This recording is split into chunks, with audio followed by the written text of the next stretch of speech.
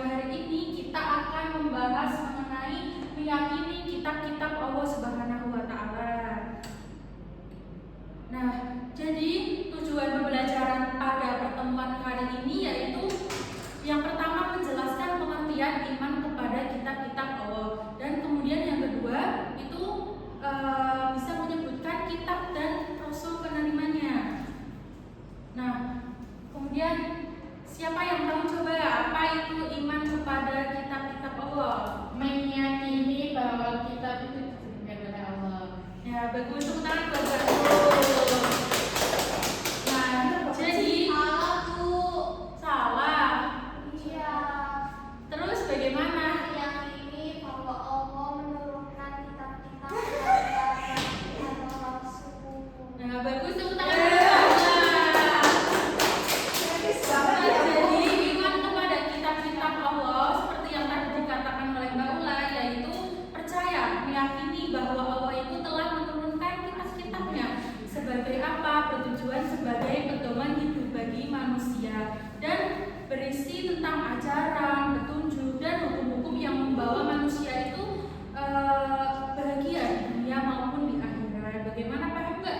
Paham, Bu. Definisi. Oke. Oke, selanjutnya kita nyanyi dulu ya. Ya, Bu. Kitab Allah ada 4 macam, Taurat, Injil, dan juga Al-Quran. Zabur Nabi Daud, Taurat Nabi Musa, Injil Nabi Isa, Al-Quran Nabi Muhammad. Ya.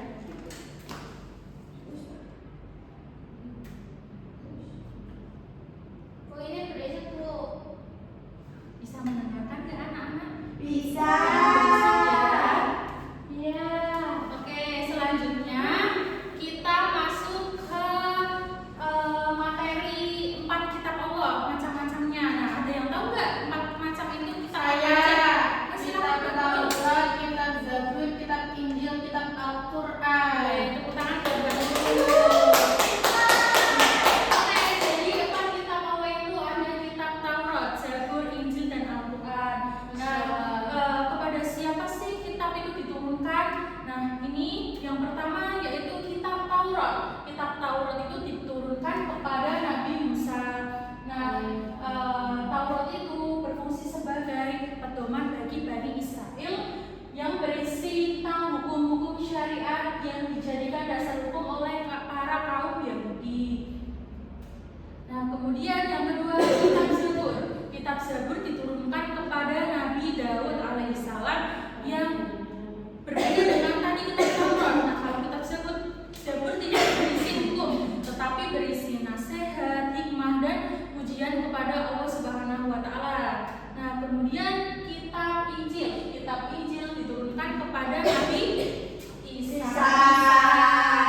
Kitab Injil itu sebagai penyempurna tadi kitab Taurat yang berisi tentang ajaran tauhid, petunjuk hidup dan kabar datangnya Nabi Muhammad. Nah, ini yang terakhir nih, kitab Al-Quran. Pastinya kalian setiap hari baca Al-Quran nggak? Iya, Masya Allah. Nah, dengan kita membaca Al-Quran itu bisa termasuk ya kalau kita itu beriman kepada salah satu kitab Allah, yaitu Al-Quran.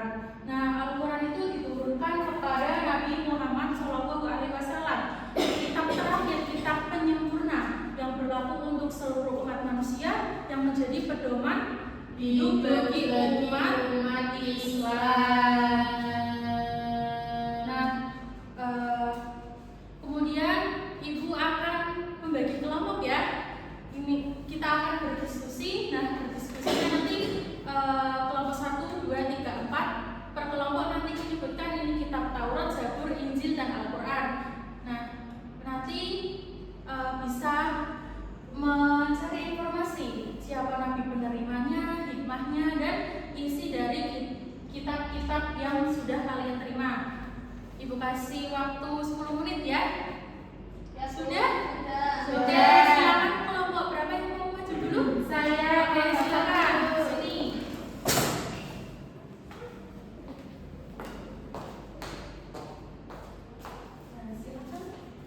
Saya kelompok 1 akan menjawab pertama, yaitu kitab Taurat diturunkan kepada Rasul atau Nabi Musa alaihissalam. Isinya itu perintah tentang mengesahkan Allah, pedoman hidup bagi Bani Israel, lalu hikmahnya itu menambah keimanan kepada Allah Subhanahu wa taala. Terima kasih. Betul nggak? Oke, kelompoknya sudah mati semua ya? Sudah.